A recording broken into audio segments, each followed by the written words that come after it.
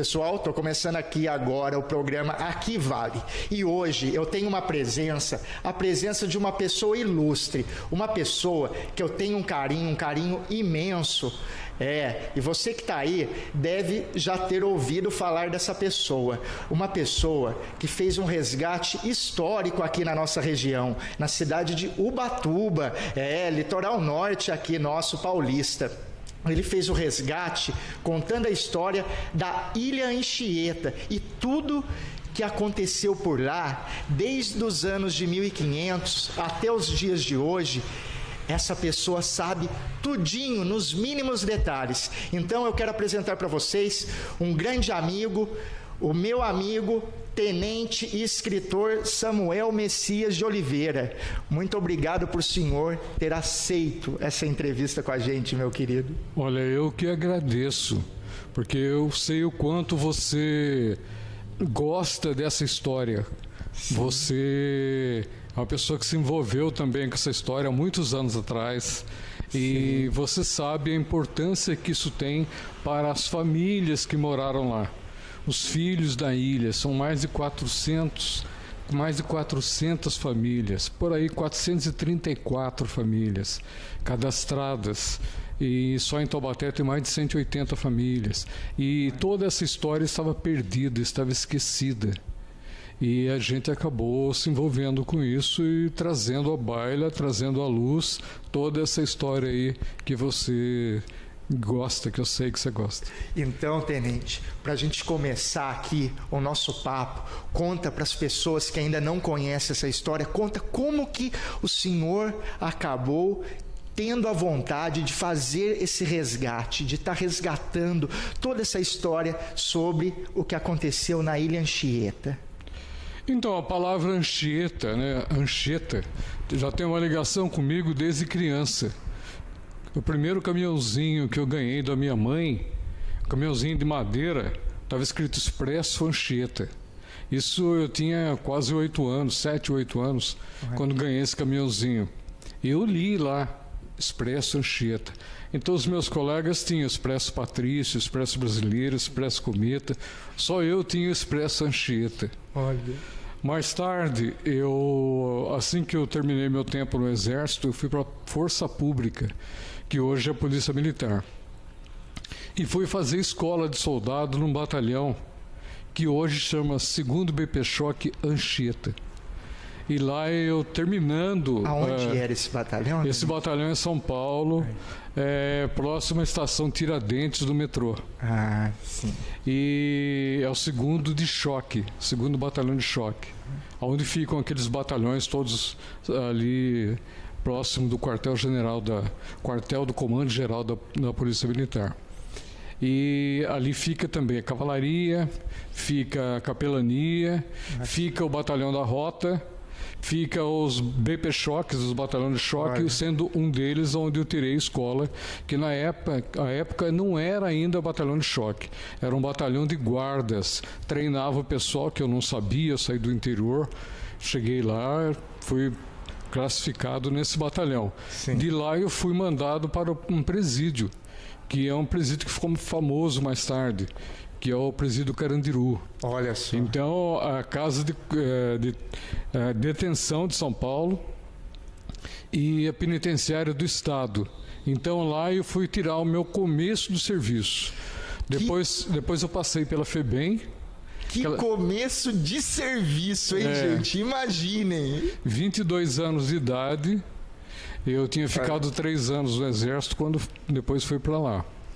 E 22 anos de idade, e assim que eu saí, logo em seguida eu fui transferido, então eu fui para a FEBEM, para o 14º BP na época. E eu não cheguei a trabalhar na FEBEM, porque eu já tinha um nível de escolaridade um pouco melhorado ali em comparação com meus colegas da época. Então eu fui mandado para uma divisão de diversões públicas da Polícia Civil, onde eu fui datilografar a capa de processo. Só que eu não sei o que aconteceu. Alguns meses depois, eu fui mandado para o pior lugar que tinha em São Paulo, aonde lá eu fui sentir medo. Foi na área do Capão Redondo, Jardim Mir e Jardim Ângela, na Rádio Patrulha. onde eu fui perder vários colegas em troca de tiro com os marginais. Quanto tempo o senhor ficou na Rádio Patrulha, tenente? Ali eu fiquei 8 anos em São Paulo. Então, depois de alguns anos na Rádio Patrulha, eu passei os últimos 3 anos num batalhão de trânsito em São Paulo, porque eu tinha conseguido sobreviver a tudo aquilo e a minha ficha, meus antecedentes estavam limpos e houve um remanejamento para criar o 2º Batalhão de Trânsito da Polícia Militar. Sim. E eu fui lá para trabalhar nos Jardins. Foi um prêmio para mim, né? Trabalhar nos Jardins, em São Paulo, como guarda de trânsito, foi muito bom. Depois de lá, eu consegui voltar para a terra onde eu fui criado, aqui em Pindamonhangaba. E aqui eu vim trabalhar no 5º Batalhão, num outro presídio, que era o Instituto de Reeducação de Tremembé. Hoje é Penitenciária 2, onde estão alguns famosos ali, né? Os mais famosos ficam ali. Ficam ali. E dali eu fiquei 5 anos. Naquela época, era um batalhão de final de pena. Então, os presos que vinham da detenção em São Paulo, já tinham cumprido muitos anos, eles vinham tirar seus últimos 2 anos ali. Às vezes nem isso. Fala algum famoso que o senhor encontrou, conheceu? Olha, eu conheci ali no Instituto de Reeducação o João Pereira Lima, que foi o líder da rebelião da Ilha Anchieta. Olha só. Tá vendo? Novamente a Ilha Anchieta. E policiais que vieram da Ilha Anchieta, já antigos, vieram se aposentar comigo. E funcionários também, que estiveram na Ilha Anchieta, vieram se aposentar comigo. E toda tarde, na boca da noite, tinha um café, né? Sim.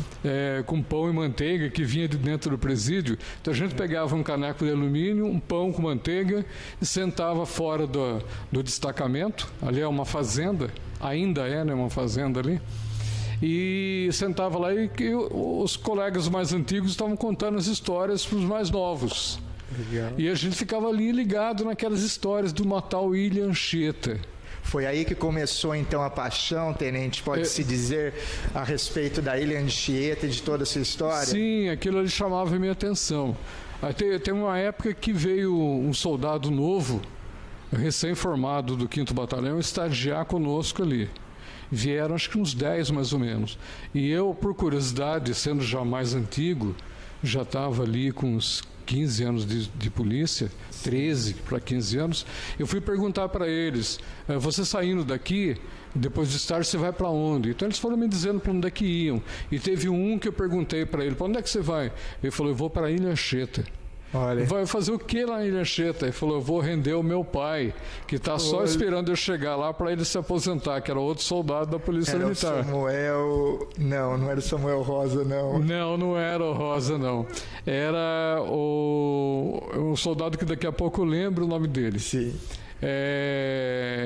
Valdinei, o nome dele. Aí. Valdinei. Então o Valdinei ia substituir o pai. Eu falei, mas você vai para a ilha? Ele falou, eu quero ir para a Ilha Anchieta. Ele já entrou na PM já com esse objetivo. Traçado. E lá substituiu o pai. Meu pai se aposentou, ele ficou lá. E eu, sem saber o que o destino reserva para a gente nunca sabe, né? Isso é uma caixinha de surpresa. Eu terminei meu tempo e voltei a estudar. Então eu acabei terminando o colegial que eu tinha parado. Fiz com o objetivo de ir para a faculdade de Direito, que era o que eu queria, mas daí eu fui empurrado pelo meu chefe, que falava para mim, você tem que ser graduado. Falei, mas eu não quero, se eu sair vão me mandar para São Paulo de novo. Que ano que era esse, Isso tenente? era 1982. Olha, já 2 pontos que o tenente falou aqui. Ele se deu bem no início da carreira por ter um estudo, por ser mais graduado que os demais, e agora outro momento que ele passa dizendo a diferença de você ter uma bagagem, gente. Sem Isso dúvida. vem lá de trás.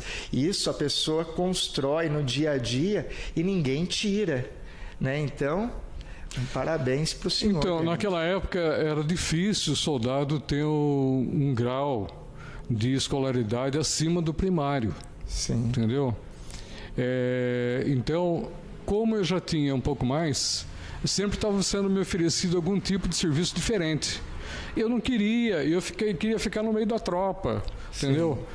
Então, ali eu estava quieto, eu não tinha falado para o sargento que eu tinha trabalhado na administração em São Paulo, que eu tinha mexido com documentação, porque ele poderia me mandar para um serviço administrativo. Eu não queria, eu queria ficar ali mesmo.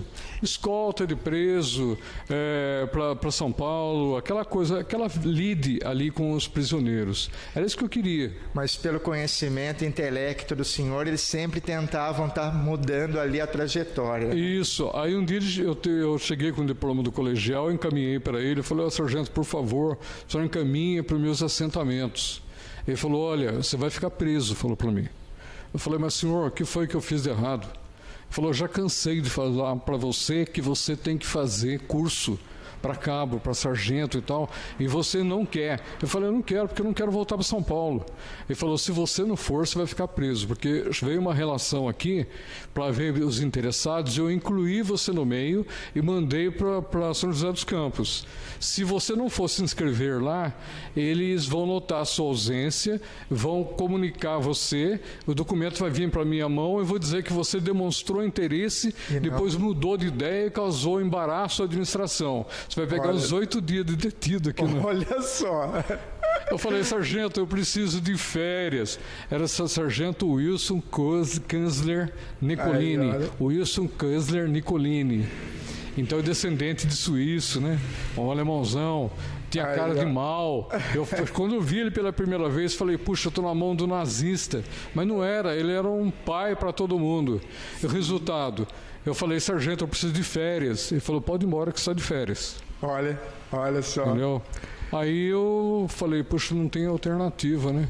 Aí eu saí dali, fui lá em São José, me inscrevi, voltei e preparei a documentação.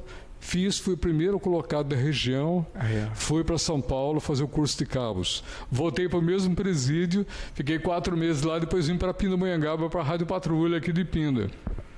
Aí fiz para sargento, fui para lá, para São Paulo novamente, depois curso de aperfeiçoamento, e aí fui subindo as graduações aí, até aposentar como tenente.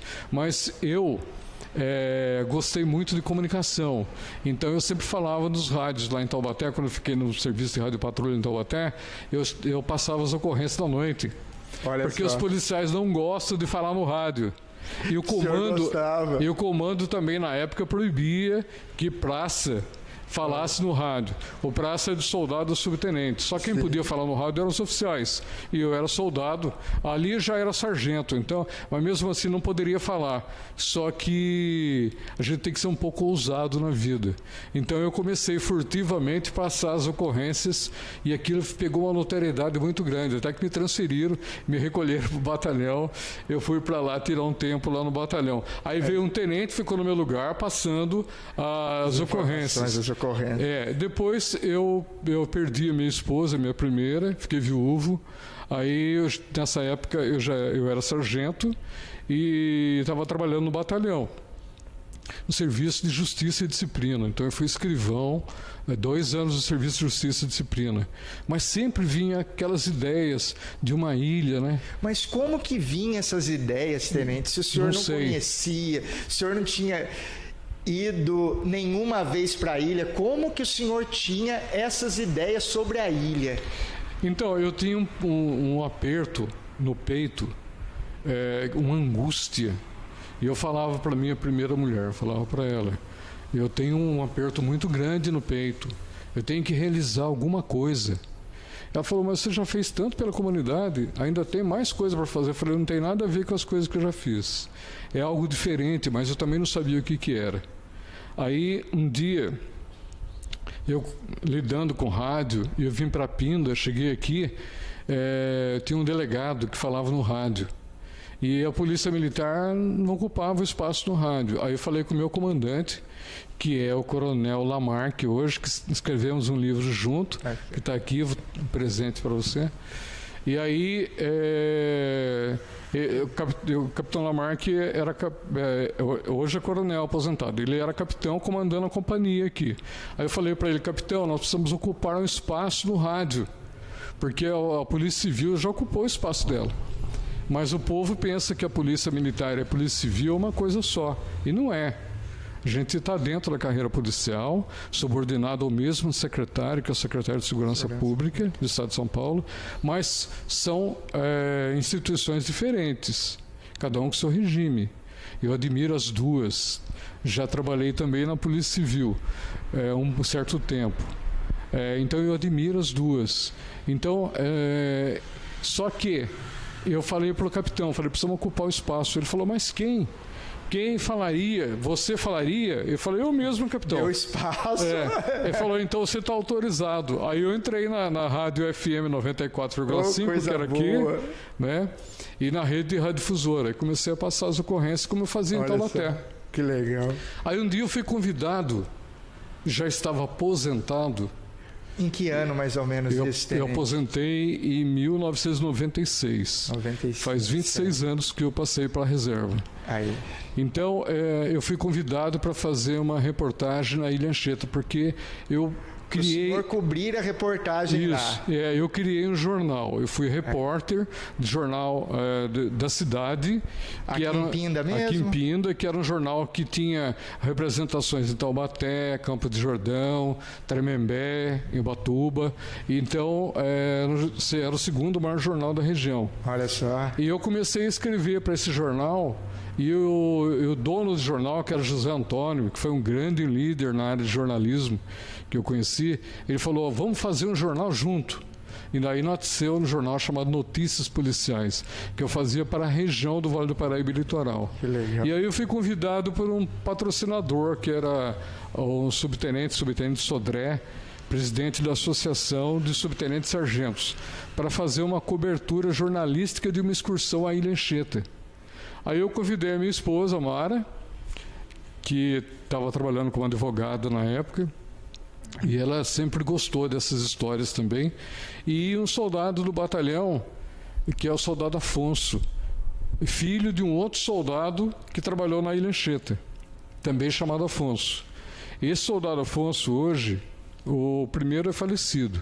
O filho dele, que é esse que foi comigo para a ilha, ele era soldado no P5 do batalhão. O P5 é o Serviço de Relações Públicas da PM.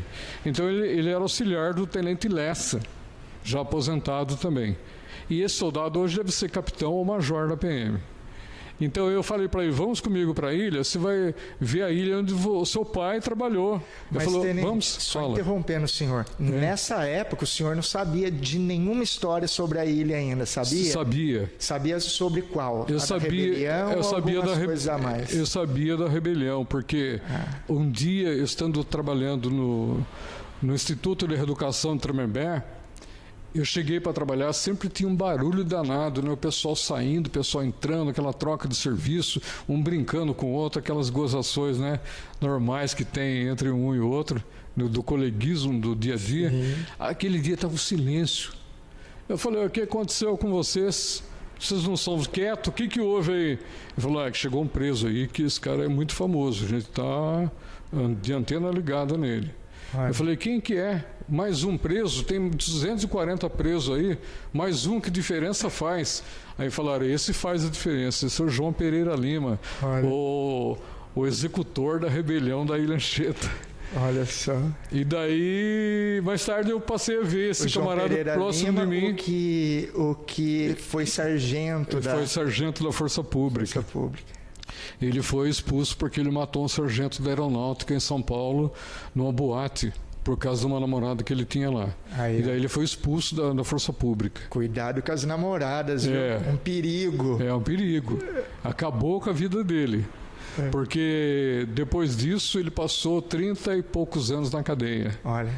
Não pode ficar mais do que 30 anos, mas ele ficou, certo? Então vamos lá, tenente, conta pra gente então. Vamos voltar aí nessa que o senhor tá falando da excursão. Então, aí eu fui pra excursão. Certo. Nessa excursão, já com a aquiescência do comandante do batalhão, que era o tenente-coronel Paulo Máximo, e os presidentes das associações, né? O Sodré, do subtenente-sargento, o Milton Vieira, de Cabo Soldados, e deixa eu ver se tem mais alguém que tem outras associações que foram comigo, mas eu não estou me lembrando o nome dos presidentes. E o Capitão Palma, da Associação de Oficiais.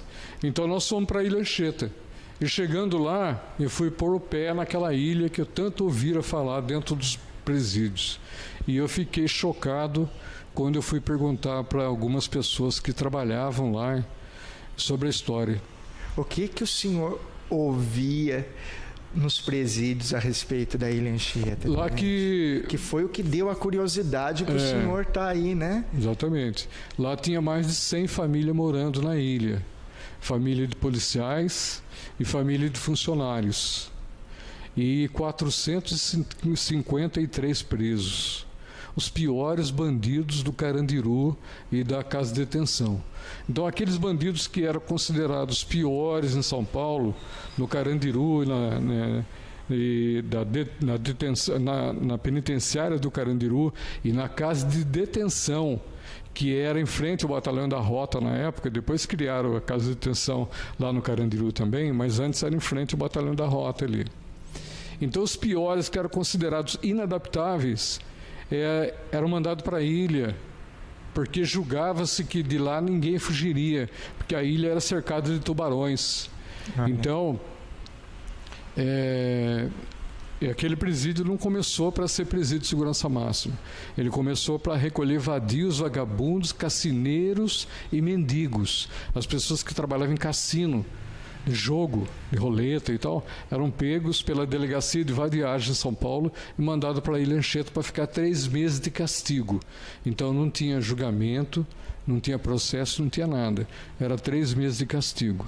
Você deve ter conhecido o escoteiro. O escoteiro foi com 17 anos para lá para ficar 3 meses, gostou, não quis ir embora mais. Ficou 3 anos, depois foi transformado em funcionário, chegou à chefia penal do presídio. Então, o presídio foi feito para esses presos que não eram criminosos, eram contraventores. O direito chama o contraventor de autor de crime anão, que a contravenção não é considerada crime. Então tem um capítulo especial no Código de Processo Penal que preceitua isso, que é os capítulos da contravenção. Eu não sei se vocês sabem, vocês que acompanham, mas o Tenente Samuel foi quem abriu as portas para eu estar fazendo um filme documentário a respeito da Ilha Anchieta. Então, ele é sem dúvidas a pessoa mais indicada para falar sobre, né? E eu vejo que a história, quando eu lancei ali o documentário, né, que é esse daqui que vocês estão acompanhando, né? Eu, antes de fazer esse documentário, eu tive ainda muitas conversas com o Tenente Samuel e li este livro aqui, que é de autoria do Tenente Samuel, que conta também a história da Ilha Anchieta através de palavras, né?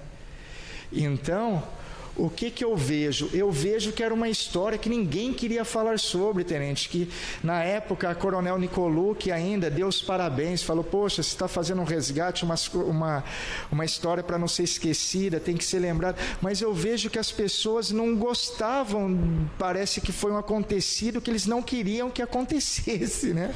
Então, o que eu analisei aí e concluí o seguinte: haviam duas vertentes contrárias. Uma era o Estado. O próprio Estado não queria tocar nesse assunto, porque isso foi uma vergonha do Estado para o mundo. Então, em uma palavra, em uma frase, foi a maior rebelião do mundo, né, tenente? Não teve As pessoas falam aí do Carandiru, mas não tem comparação com a do Carandiru. Não, essa foi maior. Né? Foi maior. E não tem outra que tenha tido um vulto maior, aonde tem entrado as Forças Armadas, inclusive. Olha. O Exército, a Marinha, a Aeronáutica, a Polícia Militar do Rio de Janeiro, entendeu?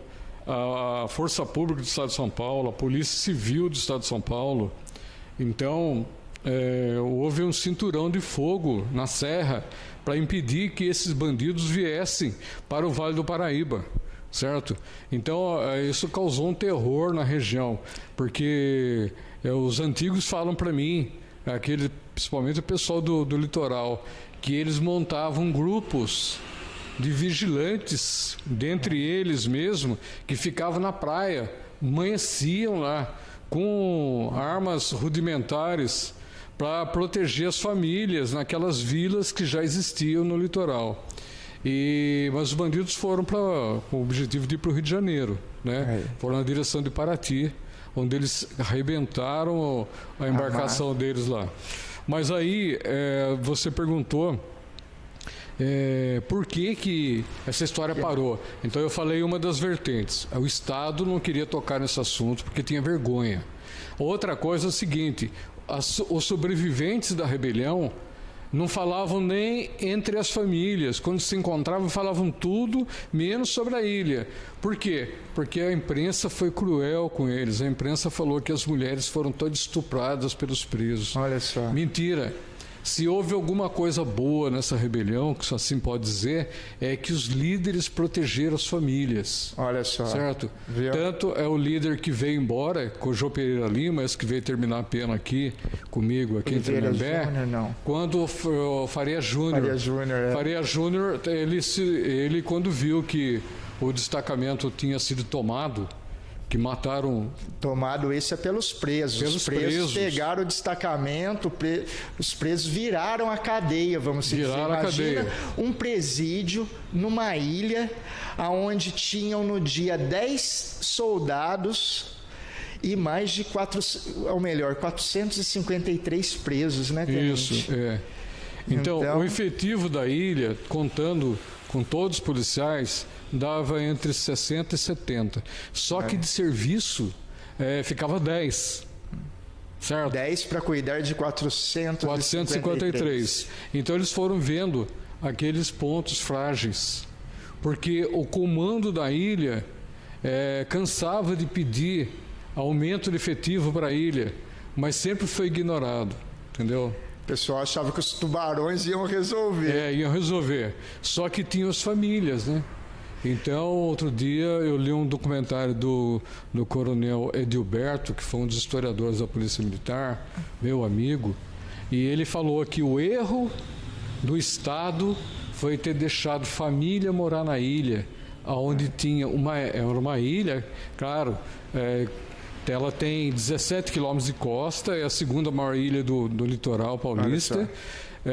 Tem 333 alqueires, mas tinha 453 presos, os piores bandidos do Carandiru. E as famílias que ali moravam. As famílias estavam lá, a família, a esposa, filhas, muita mulher bonita, porque os filhos da ilha têm muita mulher bonita entre eles.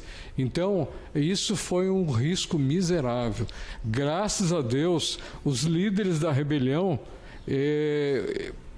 apesar da carnificina que eles provocaram lá, mas eles pouparam as mulheres e as crianças. Porque João Pereira Lima, esse sargento, eu acho que ele lembrou o tempo que ele foi policial militar, né?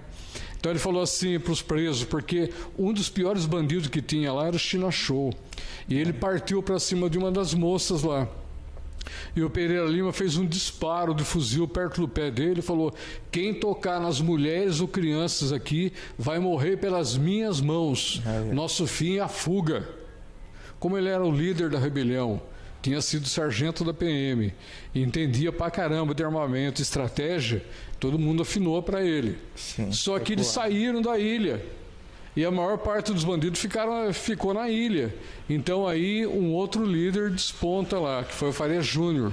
Ele mandou recolher as famílias todas e trancar dentro dos pavilhões. Dentro dos pavilhões nasceu um menino à noite. Olha. Que tinha uma mulher grávida e a parteira só tinha no continente e não conseguiu ir para a ilha. Então os próprios presos limparam uma cela solitária, limparam de acordo com os parcos recursos que tinham e pegaram uma mulher, Dona Aurélia, que não era parteira, mas ela se ofereceu para fazer o parto. Então ela fez o parto e nasceu o menino lá. Gente, é muita história, Muita né? história. Muita história. O tempo é curto e as histórias não acabam. É história que não para. E você que está nos acompanhando aqui, Tenente Samuel agora vai contar um pouquinho para você, de forma reduzida, sobre a rebelião. Mas você que está nos acompanhando sabe que o nosso tempo é curto, você vai poder saber muito mais através desse livro, né, de autoria do Tenente Samuel, que é um livro maravilhoso que vai contar tudo sobre ali a história da Ilha Anchieta, e tem também esse documentário de autoria minha, com a ajuda total do Tenente Samuel, que conta também um pouquinho, né, de forma resumida, o que houve na rebelião, né? Então, Tenente, para nós estarmos levando um pouquinho da história, para eles terem aquela vontade de estarem conhecendo a ilha, estarem buscando um pouco mais conhecer as histórias da nossa região, conta um pouquinho do que esse povo não... Muitos sabem, né, já ouviram falar, mas grande maioria não conhece a história da Ilha Anchieta. A maioria de pessoas que eu conheço nunca ouviram falar sobre rebelião na Ilha Anchieta. Essa é a verdade. E muitos nem sabiam que existia uma ilha bonita para estar se conhecendo. Então, a palavra é do Senhor, Tenente. Então, a ilha, ela é linda, maravilhosa. Então, é a beleza de sempre e a violência do passado. E então as pessoas, só para finalizar aquele texto aí, as famílias tinham vergonha de falar que era da ilha. Então essa segunda fonte que contribuiu para que a história tivesse apagada. Entendeu? Só que 46 anos haviam se passado. Olha só. Então, muitas feridas já estavam cicatrizadas. E quando a gente fez esse trabalho, que nós começamos a convidar as famílias, aí, a primeira vez que a gente reuniu no 5º Batalhão da PM, em Taubaté, vieram 83 famílias. Olha só, 83 Depois famílias. foi indo, hoje chegou a 434 famílias. Olha Agora, só, o meu livro está esgotado. Eu estou editando, fazendo a 8ª edição, que logo estará na praça novamente. A capa é esse aí, tá? Mas o único livro que eu tenho desse aí é em inglês, e em inglês naturalmente não tem procura aqui. Mas eu tenho em português, eu estou editando a 8ª edição, que tem tudo que esse aí tem, tá bom?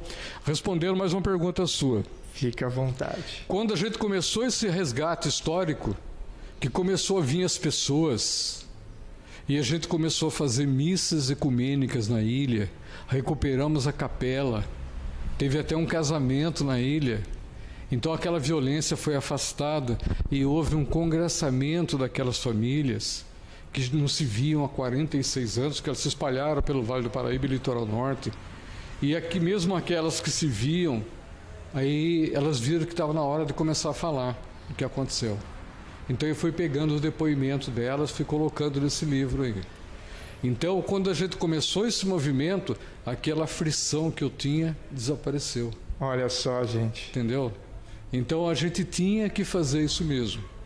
E a ilha hoje, segundo as pessoas aí, está muito diferente do que era no passado. O campo vibratório, energético da ilha hoje é outro. Olha só. E o que eu acho legal, mais interessante nisso tudo, é que é algo... o nosso Brasil é difícil com histórias, né? É difícil preservar a história aqui no nosso Brasil, né? Mas eu acho sensacional a pessoa resgatar uma história sobre algo tão importante que ocorreu na região e estar divulgando, não deixar isso morrer, porque a história nossa, da nossa terra, da nossa região, tem que ser contada, tem que ser mostrada para as pessoas, né? Ah, foi difícil? Foi, passou, hoje lá está outro ambiente, um ambiente com uma natureza, uma exuberância, uma energia, coisa fora do comum. Né, Tenente? Só quero falar para os filhos da ilha que naturalmente vão ouvir, vão ver você, vão assistir você, que a ilha recebeu 14 milhões em reais, reformou todos os prédios e está trabalhando na contenção das ruínas e está conhecida no mundo todo. Tá? E hoje a espiritualidade da ilha é outra, bem diferente. Então, falando um pouquinho sobre a rebelião. A nata do crime da penitenciária, em 1942, começou a ser mandada para a ilha. Então, os piores assassinos, estupradores, latrocidas, iam tudo para a ilha.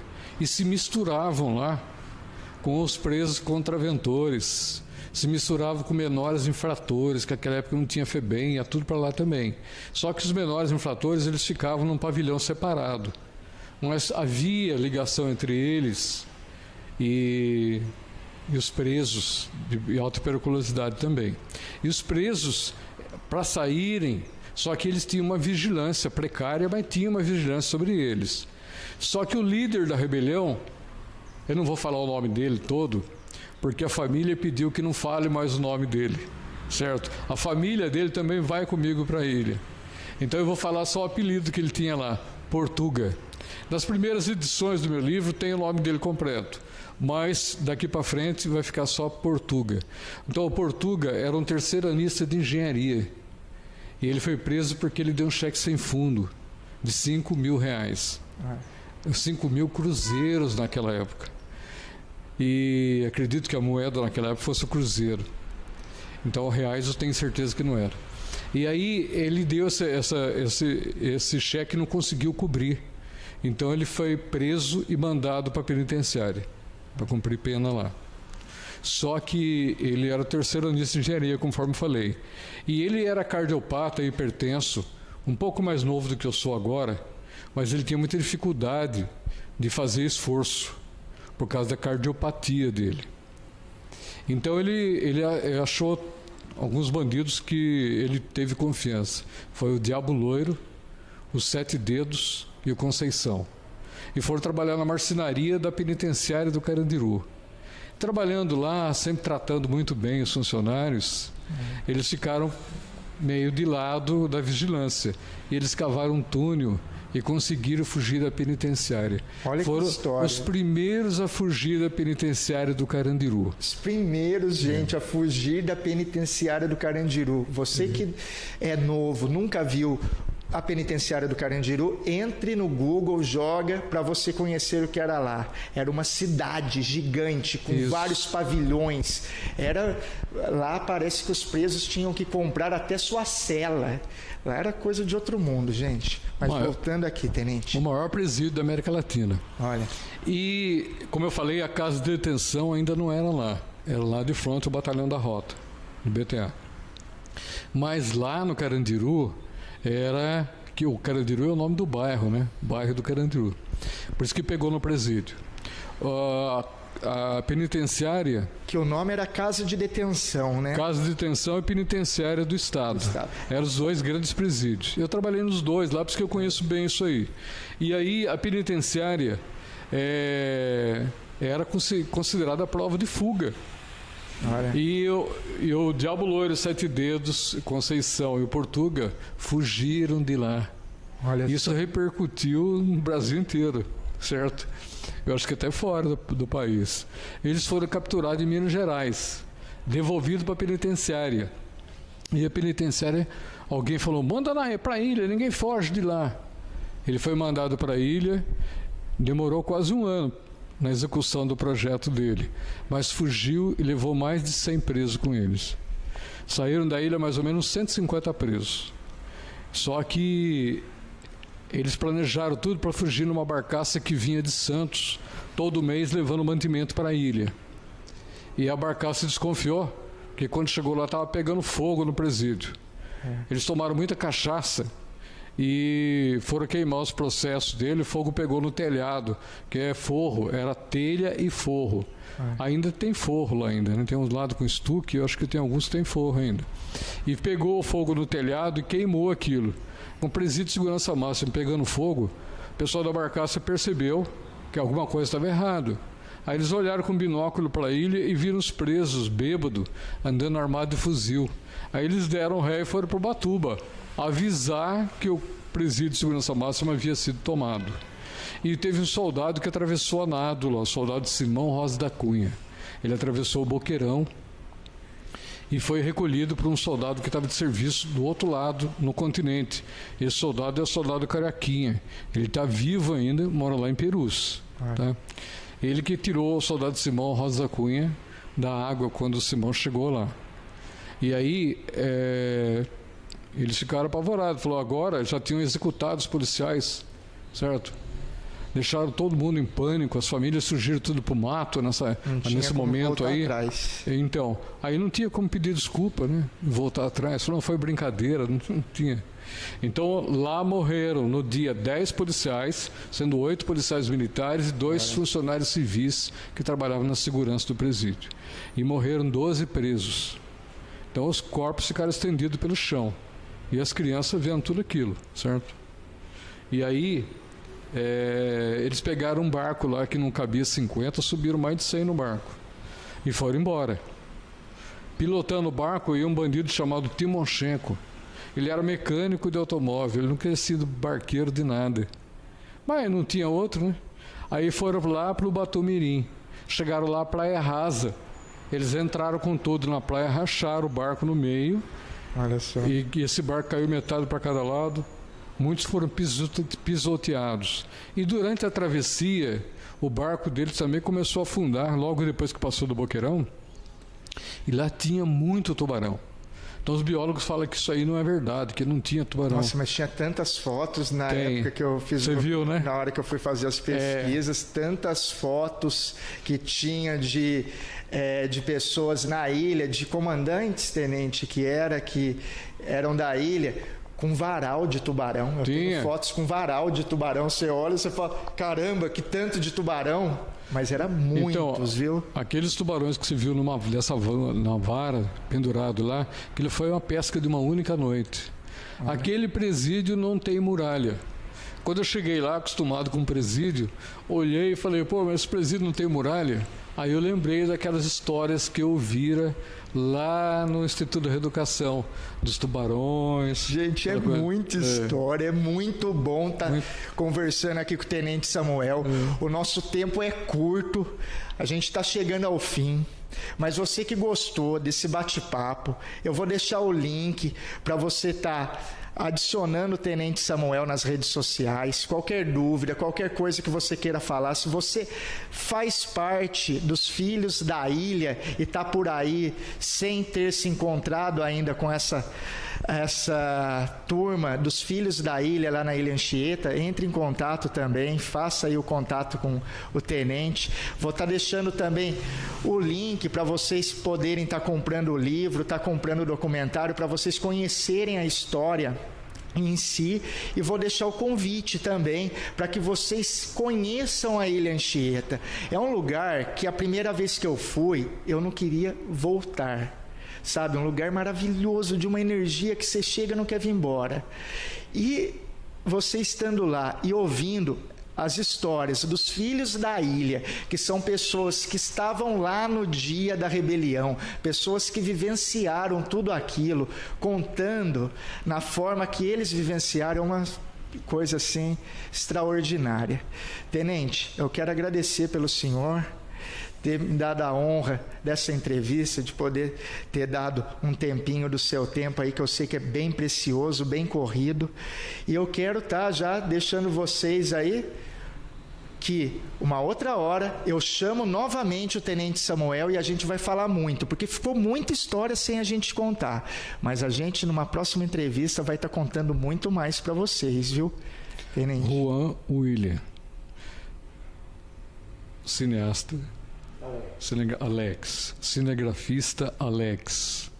Eu me sinto honrado de vocês virem procurar essa história, porque eu já estou com 74 anos, comecei esse projeto há 22 anos atrás, eu tinha 52 naquela época, era jovem naquela época.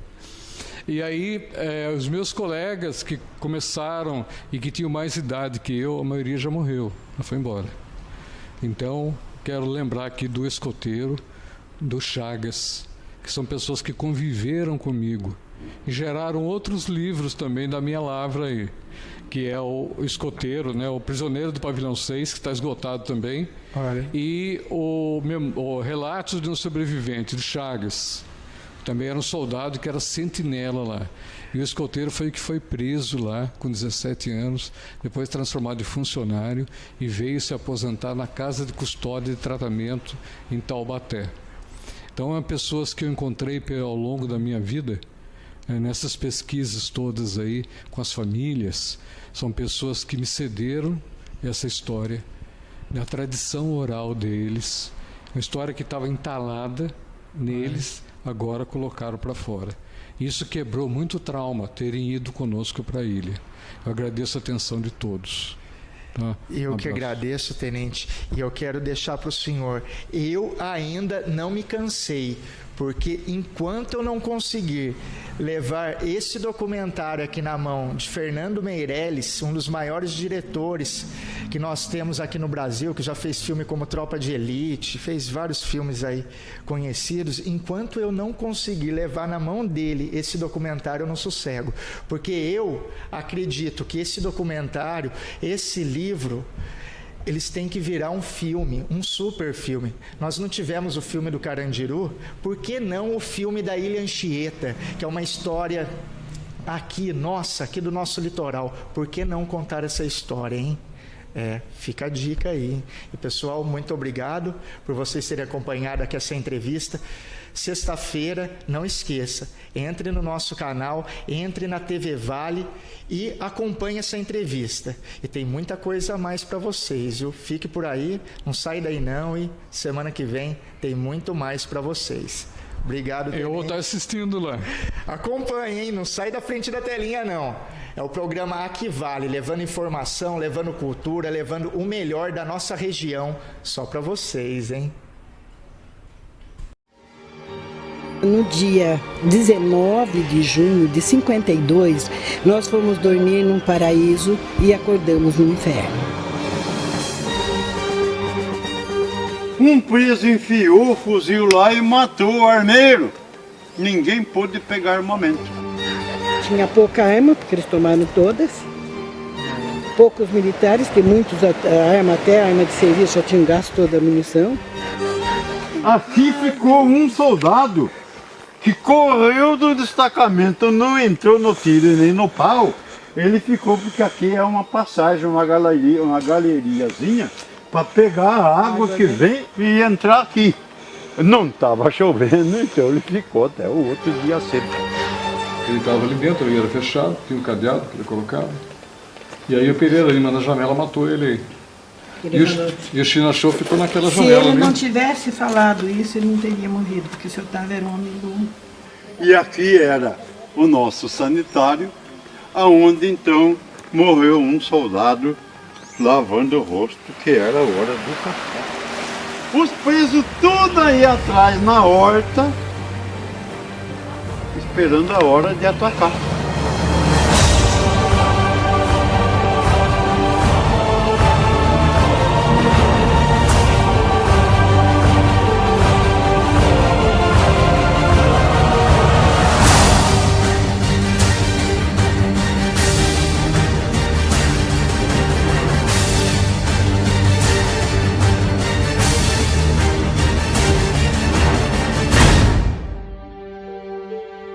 Uma ilha de sonho.